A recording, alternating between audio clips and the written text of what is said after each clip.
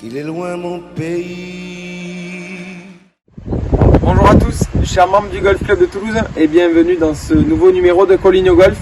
Je suis sur la terrasse de notre restaurant, du restaurant Le Fairway, et Frédéric Gomard vous précisera dans cette vidéo les règles de fonctionnement en vue de la reprise de l'activité ce mardi 2 juin. Cette semaine, nous avons également la reprise des compétitions avec samedi 6 juin la Coupe des familles qui vous est proposée et puis la Beachcomber Golf Cup qui fait son grand retour cette année. C'est un championnat match-play sur 6 trous. Nous avons rencontré Benjamin et Camille Trémoulet qui reviennent sur leur victoire en 2019. Pas de gros changements sur les règles de fonctionnement suite aux annonces du gouvernement. Nous vous ferons passer un nouveau règlement intérieur dans les jours à venir. Bonne semaine à tous.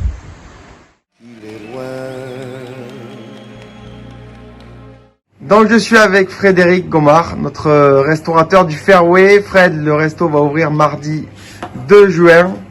Comment ça va se passer? Quelles sont les conditions de la reprise pour le restaurant? Bonjour à toutes, bonjour à tous. D'abord, j'espère que vous allez bien. Au nom de toute l'équipe, effectivement, nous avons hâte d'ouvrir le mardi 2 juin. On est très pressé de vous accueillir enfin après ces 2 mois et demi de fermeture obligatoire. Même s'il va falloir respecter quelques consignes.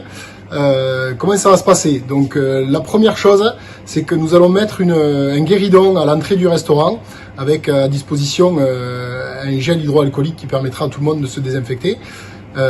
Sachez que déjà tout le monde est obligé de venir avec un masque, qu'il faudra circuler entre les tables avec un masque et que vous n'enlèverez le masque qu'au moment où vous serez installé et au moment où vous pourrez manger évidemment. Mais si vous devez vous déplacer, le masque sera obligatoire.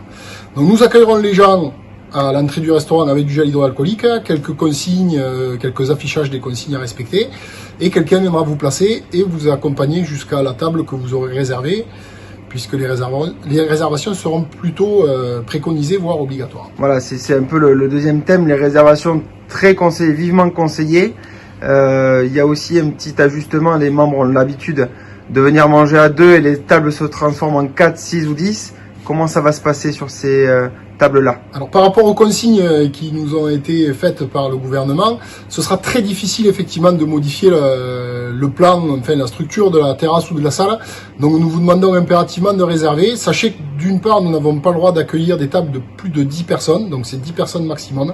Il arrive que de temps en temps, effectivement, comme Fabien vient de le dire, on se retrouve à 4, à 8 et puis vite à 12 ou à ce ne sera plus possible et surtout, on ne pourra pas se permettre de déplacer la salle au dernier moment parce qu'il y a des mesures à respecter, c'est 1 mètre entre chaque table et ça nous posera des gros problèmes et il est hors de question que l'on respecte pas les consignes pour les conséquences qui pourront en découler. Côté de l'assiette, Fred, qu'est-ce qu'on peut attendre quand on va venir manger au Fairway sur les jours et les semaines à venir? Quelques nouveautés? Alors on va bien sûr remettre la carte au goût du jour avec la nouvelle saison, les beaux jours qui arrivent.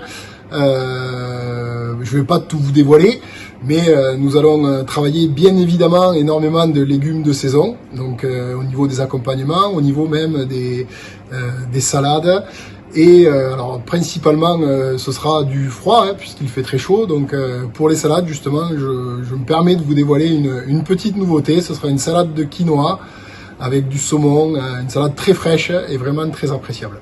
Ok, Fred, je sens que tu as envie d'en découdre, content de reprendre là après ces 2 mois et demi là? Très content, très content. Je vous avoue que le premier mois a été plutôt bénéfique au niveau repos par rapport à la fatigue accumulée. Le mois après a été beaucoup plus difficile et les 15 derniers jours, je vous en parle pas. Nous sommes tous très ravis et très pressés de pouvoir vous accueillir avec un mental et un capital physique gonflé à bloc. Donc nous serons vraiment très contents de vous accueillir dès mardi. Allez, donc on a bien compris, il y a quelques règles comme pour le parcours de golf à respecter pour que tout se passe pour le mieux et que l'on puisse avoir de belles perspectives pour reprendre une vie très normale dans quelques temps. Merci Fred et à mardi. Merci à vous et à mardi. Parfois au fond de moi se ranit l'eau verte du canal du Midi. Mais nous reprenons depuis le début du déconfinement de nos compétitions. Nous avons 19 compétitions à faire. Avant le confinement, nous en avions fait 3. Donc il nous en reste 16 que nous pensons terminer début septembre. Voilà. D'accord, parfait. Et le niveau est élevé. Eh ben, je vous souhaite une très bonne partie et bonne compétition. Merci, à la prochaine. Bonjour à tous. Après la réussite de la réouverture de notre golf, nous vous annonçons maintenant la reprise des compétitions. Vous avez été nombreux à nous faire un retour sur les Confino Golf qui a fait ressortir l'esprit famille qui règne au sein de notre golf. Nous avons pensé avec Fabien qu'il était naturel de reprendre les compétitions avec la mise en place d'une Coupe des familles.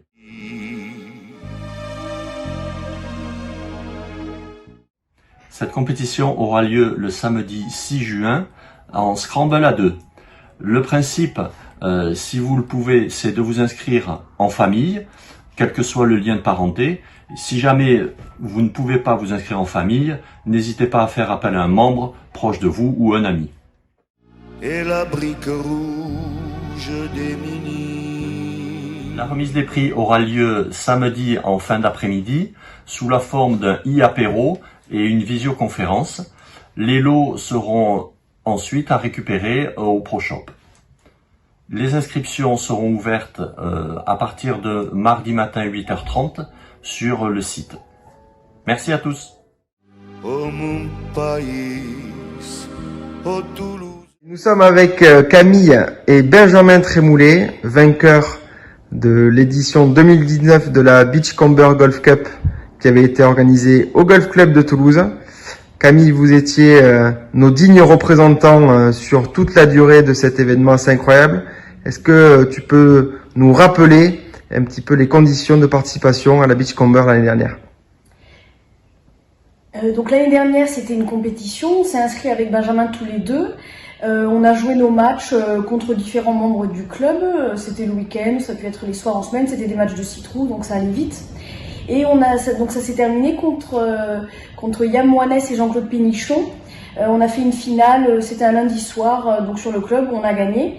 Et ce qui nous a permis de partir un mois plus tard ou un mois et demi plus tard à Paris pour jouer la finale nationale. Donc des match-play qui s'étaient déroulés en greensome sur 6 trous, donc sur un format court. Benjamin, qui vous ont qualifié à Paris. Comment ça s'est passé après sur cette journée de finale à Saint-Germain? Bon, la finale à Saint-Germain, c'est une journée très très intense car on fait tous les matchs dans la journée. Donc on commence par 3 matchs le matin où on fait des poules de 4 et on part au 1 et on fait 6 trous, on attend les équipes qui sont derrière nous pour échanger et après au final ça crée un classement. Et de ce classement, on refait des matchs où là il y a 2 matchs l'après-midi et avec ces 2 matchs l'après-midi, ceux qui gagnent leur quart de finale sont les heureux qualifiés pour partir à l'île Maurice. C'était le cas pour vous? C'était compliqué? C'était compliqué parce qu'on est parti la veille de Toulouse en voiture. Du coup, on a fait toute la route toute la journée, on est arrivé tard. En demain, on s'est relevé très tôt. Et là, on a commencé à jouer toute la journée. Donc, à la fin de la journée, on était un peu fatigué. Et le soir, on repartait à Toulouse en voiture. Donc, non, franchement, c'était une journée très, très, très intense. Mais c'était incroyable.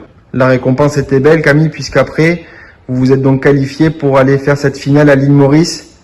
Ça donne quoi sportivement, l'île Maurice? Alors l'île Maurice, on est parti de Toulouse, on a rejoint toutes les équipes à Paris en avion. Et de là, on a pris 2 avions pour arriver sur l'île Maurice. On est arrivé, il devait être 8 ou 9 heures à l'île Maurice. On est parti directement dans des bus pour partir faire un reco du club, du parcours. Et ensuite, on a enchaîné sur 2 jours de compétition où on faisait 2 parcours par jour pour arriver jusqu'à la finale où on est arrivé avec Benjamin en finale contre un club parisien. Et on a malheureusement perdu sur le dernier match en finale à l'île Maurice. Bon. Est-ce que pour 2020, le duo sera reconduit? Est-ce que l'objectif est d'aller chercher la victoire sur l'île Maurice? Alors ça, c'est une bonne question qu'on est encore en train de se poser. Parce que je crois que... Je sais pas si on jouera ensemble. Voilà, les modalités ont changé, puisque c'était... Le duo se sépare. Oui, c'était... Donc c'était une compétition mixte qui peut maintenant se jouer en équipe de 2 hommes ou de 2 dames, ou en mixte, il y a les 3 possibilités. Donc le duo laissera peut-être sa place à un autre, on l'espère, qualifié pour le Golf Club de Toulouse afin de représenter notre club en 2020. Vous jouerez la compétition quoi qu'il arrive? Oui, bon, ça c'est sûr. Très bien. Venez la jouer, c'est vraiment un moment sympa. Mais laissez-nous gagner quand même. Merci. ô Toulouse.